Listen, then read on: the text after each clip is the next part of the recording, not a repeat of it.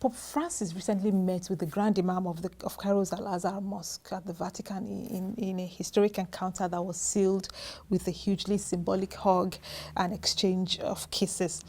How important is symbolism such as this in fostering interreligious harmony?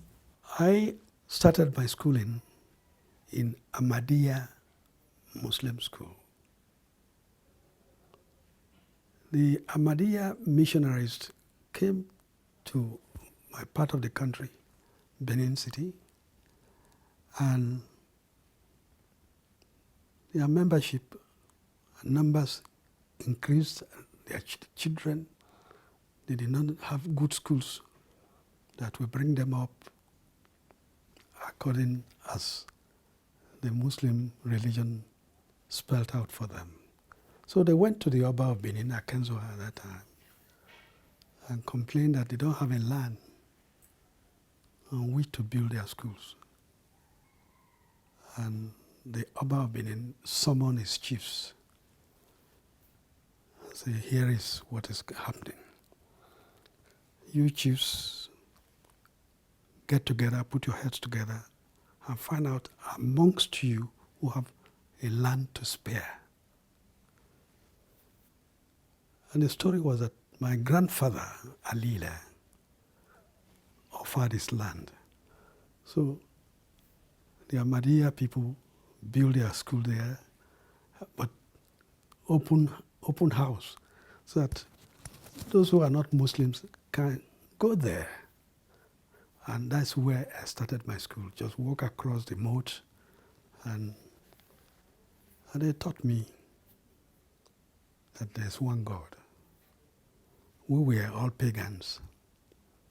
And from there, I went to primary one in a Catholic school, Holy Cross Catholic Primary School, on Mission Road in Benin. And they taught me there everything I knew about God.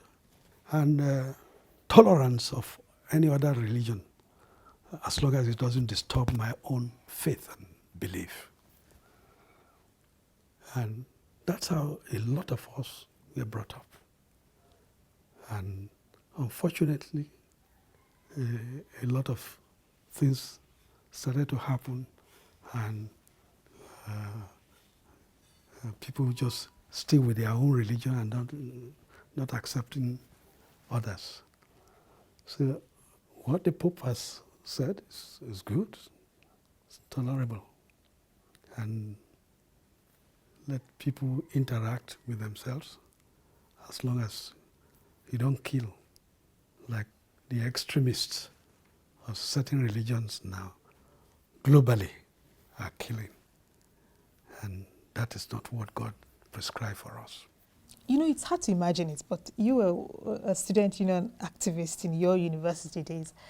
What do you think of activism these days? When the British gave us independence, there was one thing that they did. They told our leaders, Ahmadu Bello, Nnamdi Azikiwe, and Chief Obafemi Awolowo, that they must sign an agreement with them that we will make Nigerian airspace available to the British Air Force for the trial of their planes. Otherwise, our independence, this thing may be slowed down. And our papas, they signed off on that thing. Although it's a number of years now, about 1962, 63, when I was Secretary General of that we heard about this story, and we were able to lay hands on that agreement that they called the Nigerian British Defense Pact. And when we read through it, we were not happy. And we told our fathers that we,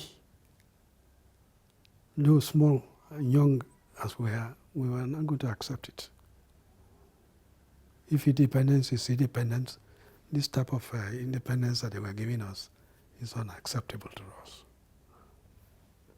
So I was given the assignment to organize Nigerian students to march on the cabinet office here and say no.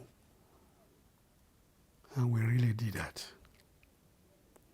Printed as many copies of that thing and spread it out and held the Nigerian government to ransom.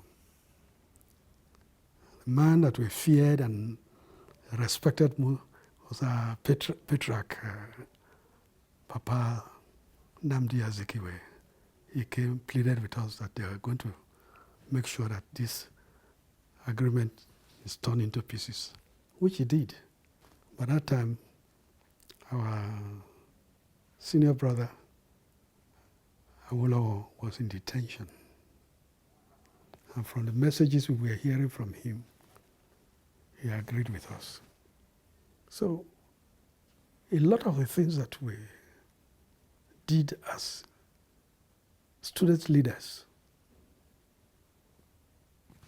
I don't believe our student leadership will have to work harder than what they are doing now.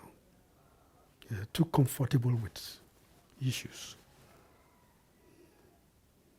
And some of them are even worse than our politicians. Thank you, sir, for joining us. Thank you. And that's our program. Thank you for watching. Do follow me on Twitter @MoreDailySY so we can continue this conversation online, or leave your comments on our website, channelstv.com, where you'll also see previous editions of the program View from the Top. See you again sometime soon.